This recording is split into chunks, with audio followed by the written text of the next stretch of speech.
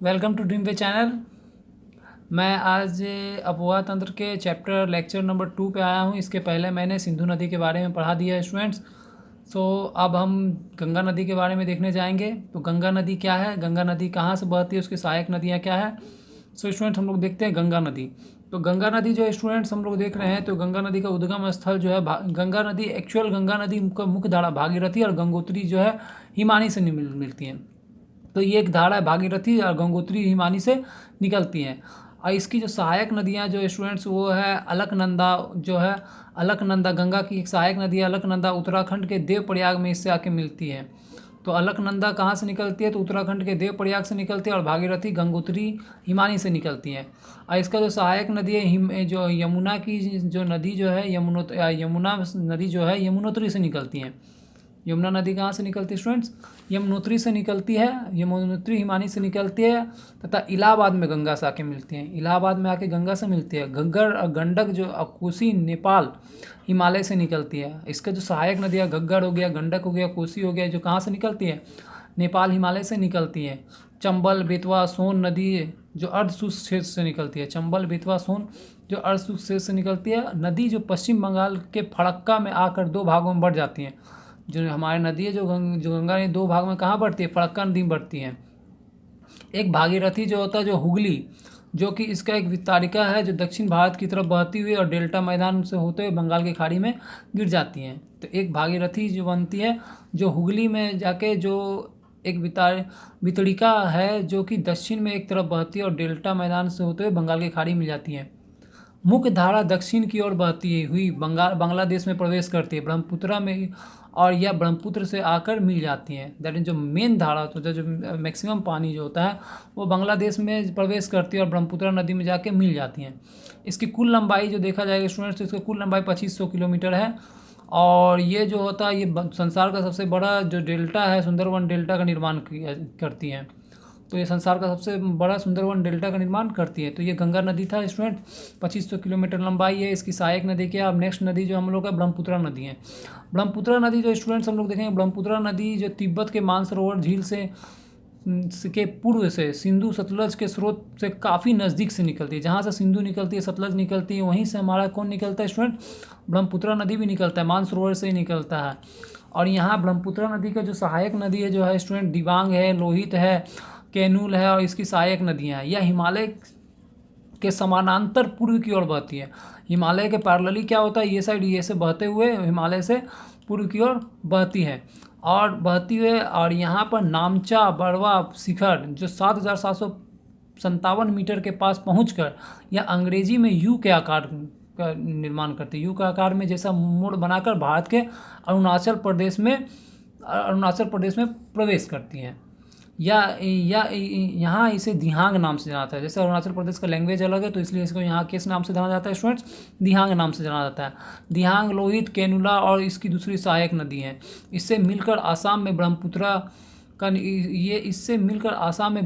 का निर्माण करती है। तो यहाँ पर क्या होता है, आसाम ब्रह्मपुत्र का निर्माण करती है।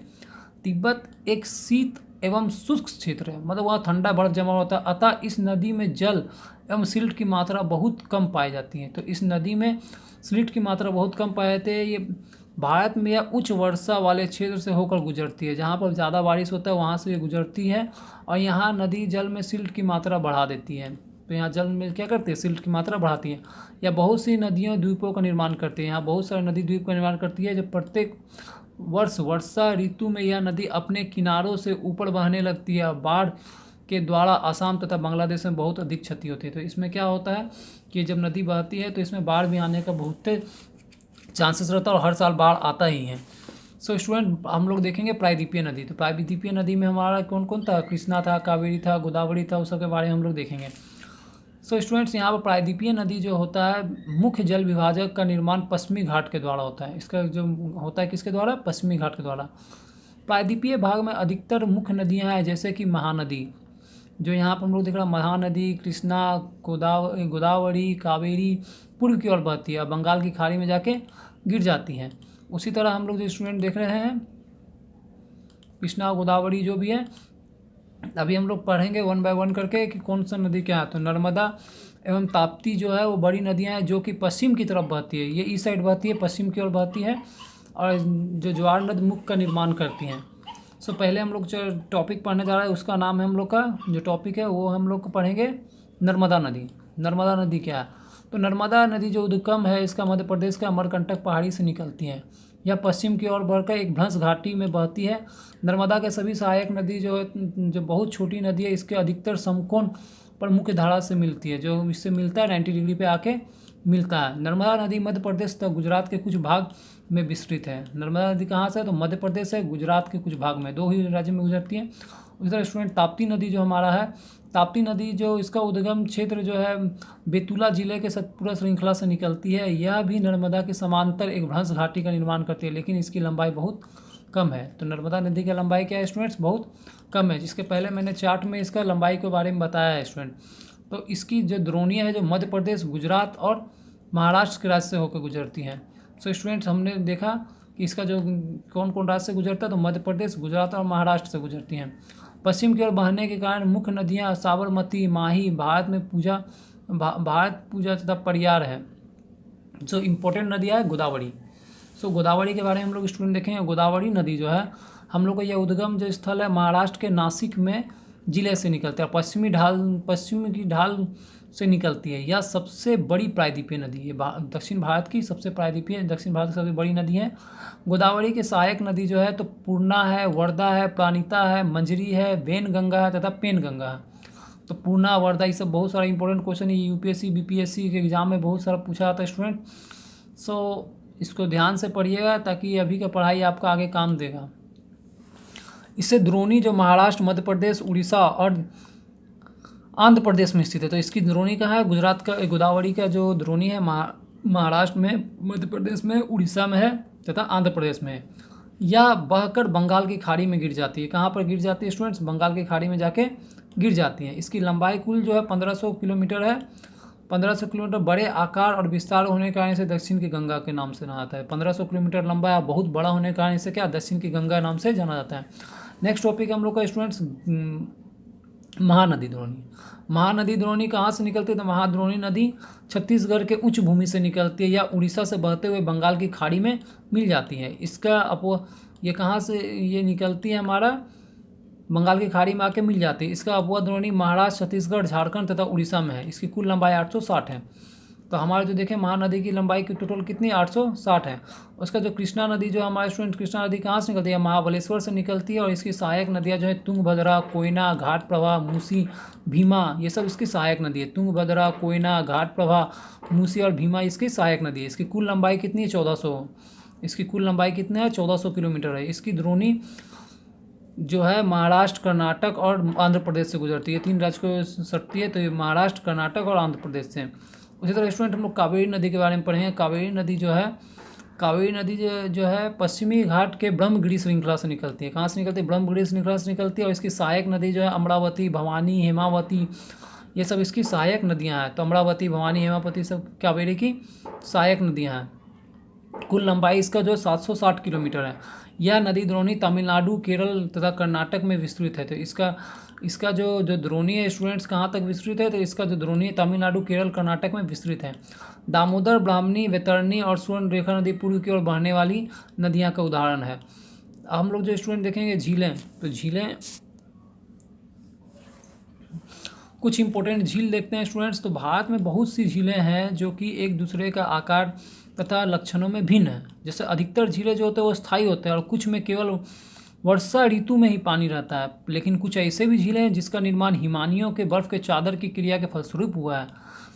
कि कुछ इनमें जो झीलें जो है वायु निर्माण जो होता है वायु नदी एवं मानवीय क्रियाकलाप के कारण हुआ है। जैसे कि एक विसर्प नदी जो होता है एक बाढ़ वाले क्षेत्र से कटकर गोखुड़ झील का निर्माण करती है। जो एक विसर्प नदी बाढ़ वाले क्षेत्र से कटकर गोखुड़ झील का निर्माण होता है। मीठे पानी का झील अधिकांश हिमालय क्षेत्र से निकलती है तथा जब किसी क्षेत्र में सिलाव अथवा मिट्टी का हिमानी का मार्ग बाधा में डाल देते हैं।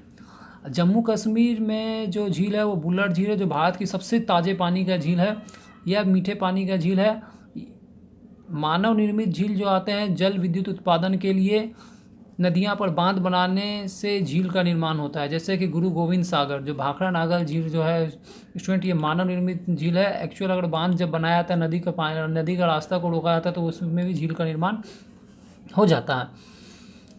और हमारा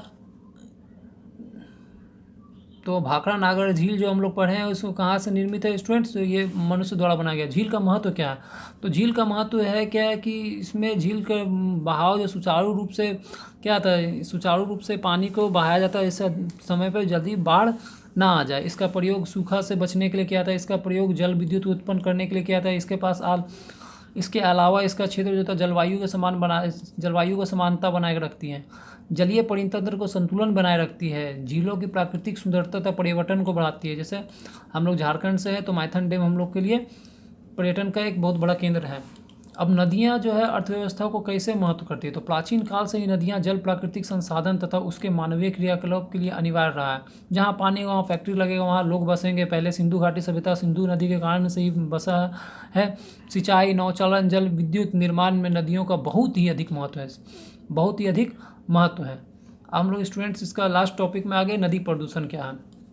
तो नदी जल के घरेलू, औद्योगिक तथा कृषि में बढ़ती हुई मांग के कारण इसके गुणवत्ता में क्या हो रहा है? इसका गुणवत्ता प्रभावित होते जा रहा है। जब पोल्यूशन होते जा रहा है, फैक्ट्री का जितना गंदगी निकलता है, घर का जितना गंदगी निकलता है, इससे क्या होता है? इसका गुणवत्ता खराब होते जा रहा है। इसके परिणाम स्वरूप नदी से अधिक जल की निकासी होता है। इसका आयतन क्या हुआ? आस्ते आस्ते करके घटते जा रहा है। ज़्यादा पानी का यूज करने से इसका वॉल्यूम भी घटते जा रहा है। उद्योगों का प्रदूषण तथा अपरिष्कृत कचड़े नदी में मिलने से जल की गुणवत्ता को ही नहीं बल्कि नदी की स्वतः स्वच्छीकरण की क्षमता को भी प्रभावित करती है। जैसा कि अभी यमुना नदी, गंगा नदी में बहुत सा पोल्यूशन है। अभी तो इसमें गंगा मंत्रालय भी एक सरकार ने बनाने की घोषणा की है। नदी के बढ़ते हुए प्रदूषण के कारण इसे स्वच्छ बनाने के लिए अनेक योजनाएं लागू की है। सो स्टूडेंट्स, ये वीडियो यहाँ पर ख़त्म होता है। ये पूरा चैप्टर क्लास 9 का आपको पढ़ा दिया गया है। अगर इसको आप 1 बाय 1 करके देखेंगे तो ये आशा करता हूँ 1-2 बार देखने से ये आपको समझ में आएगा। सो मिलते हैं तब तक के लिए नेक्स्ट वीडियो में। तब तक के लिए जय हिंद।